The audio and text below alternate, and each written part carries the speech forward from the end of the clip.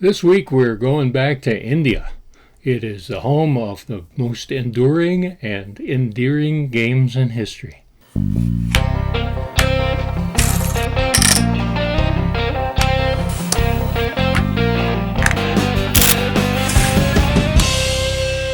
A few thousand years ago, the people in India started creating games with a passion.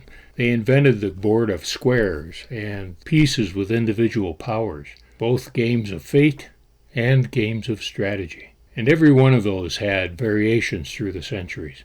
But this is one of the oldest ones. Ashtapada is one of the oldest games in history, has been played continuously with a few variations for over 2,500 years. The Sanskrit word Ashtapada means 8 positions, or 8 spaces.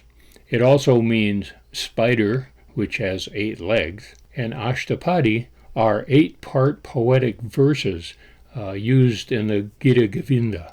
We know that this game existed around the 6th century. That's the first literary reference that is clearly Ashtapada. And one of the reasons that we know for sure is that this is one of the games that the Buddha said he would not play. The game predates chess by several hundred years. The game of Ashtapada made it to China sometime around 1000 AD, traveled undoubtedly through the trade routes from Kashmir up into China. This is the famous scholar Sir Thomas Hyde. He was the court interpreter to several kings of England back in the 1600s, and he wrote a huge treatise on games of the Orient, and he included Ashtapada in that scholarly account. Now, Ashtapada seemed to fade from the Western memory for a couple hundred years, and along came our old friend Stuart Cullen, and he wrote a book on the games of the Orient, and in that he included Ashtapada, and he also reproduced Sir Thomas Hyde's diagram of the Ashtapada board. Now, with the popularity of Pachisi, which you see behind me here, and Moshapatam, which later became Snakes and Ladders, you'd think that Ashtapada would be just as popular, having been brought back to England by the occupation forces, but for whatever reason it didn't catch on in England. H.J.R. Murray shared a little bit about Ashtapada in his book in 1952. We'll talk a little bit more about that later. Of course, R.C. Bell mentioned it in his magnum opus in 1969, and then The World of Games in 1975, which was authored by, let me double check this, Bodermans, Burret, Delft, and Splunteren. And now we're in the 21st century, in case you didn't realize, and the interest in ancient games has really accelerated right along with the game hobby itself, and you'll find many references to Ashtapada online. They differ somewhat because of several reasons.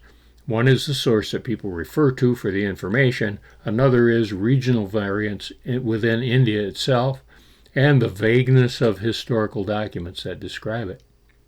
And there's always Wikipedia. Yes, I know, it's Wikipedia. Never believe anything there until you verify it against other sources. And I do, just so you know. So, my word of advice is that when you play Ashtapada, check with your fellow players to be sure that you're all on the same page, so to speak. You're all running by the same rules. This set of rules, for example, requires that a player rolls a 1 on the dice before they can start a piece onto the board. Other rule sets don't necessarily do that. It's just roll and go. So anyhow, here are some rules for Ashtapada. This is a game for 2, 3, or 4 players, and each player receives 4 distinctively colored pawns. The Ashtapada board is 8 by 8 array of squares, and 16 of these spaces are cross-cut. These spaces are sometimes called castles. The 2 closest to you are your own starting spaces. The center area of 4 spaces is often called the keep. The objective is to get all your pawns onto the board and complete this goofy path around the board, then off at the center.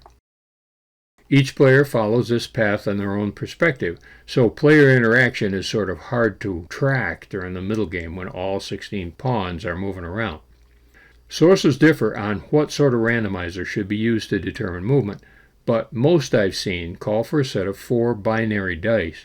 This could be 4 cowrie shells, beans, coins, or stick dice. Cowries seem to be preferred, so let's do that. Note that I'll refer to them as dice sometimes, but you know what I mean. Each flat side up shell is a move of 1, and all 4 round sides up is a move of 8. The cowries are used to determine the first player by highest roll. Then each player's turn goes like this. Toss the cowries and record the results for each roll. Then keep rolling, recording the result each time until a 2 or a 3 is rolled. There will be a lot of writing down numbers. If a player has no pawns on the board, all rolled numbers before the first 1 are discarded. Using all the die rolls thus completed, implement them as follows. A 1 starts a pawn on the path, or you move a pawn along the path 1 space. A 2, 3, 4, or 8 move that many spaces. You may add some or all of your die rolls together to apply to a single pawn. This is considered a single move, not a series of shorter moves. The exception being a 1 used to enter a pawn on the board. Then you may move that same pawn according to the die roll. Multiple pawns may occupy the same space at the same time. 2 friendly pawns may be moved at the same time as 1, once they've joined each other on a space on the board. These pairs are called twins. Captures are made by ending a turn on the same space as an enemy pawn or pawns. Captured pawns are returned to their owner to be re-entered on a later turn. Also, after a capture is made, the capturing player is rewarded with another turn, as soon as the current turn has ended. Multiple pawns may be captured in a single turn, but it must be by an equal or greater number of attackers. If a single pawn lands on a space with 2 enemy pawns, no capture takes place. If a set of twins lands on a singleton, it is captured. Castles are safe, and more than one player may occupy a castle at the same time, such as when a single pawn lands where a set of twins is already resting. No capture is made. The keep at the end of the path must be entered by exact count. It's treated as one large 4-square space. Twins moving together can enter the keep together. After all of a player's pawns are in the keep, the final challenge is to remove them by throwing a 1 on the dice. The same tallying and re-rolling process is used as for all other turns. Once a 2 or 3 is rolled, the rolling is done for that turn. The winner is the player who removes all 4 of their pawns from the keep. Now let's talk a little bit about variance in the Ashtapada game, the Ashtapada controversy. It's really a family of games with very similar rules but different board layouts and a few different idiosyncrasies, you might say. Quite often there's a game referred to along with Ashtapada called Dashapada, and Dashapada is played on a 10 by 10 board. Nowhere could I find specific rules for Dashapada. I think that it's probably the same, but I'm not sure about the route that the pieces take around the board, whether it's a little more convoluted than Ashtapada or if it's pretty much the same spiral. Dashapada was banned by the Buddha, so there's that. But consider this.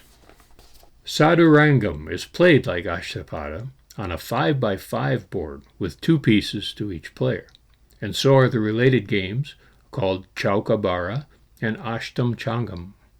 Kulin described a 2-player game called Gavalada, played on a 5 by 5 but with a different arrangement of cross-cut spaces.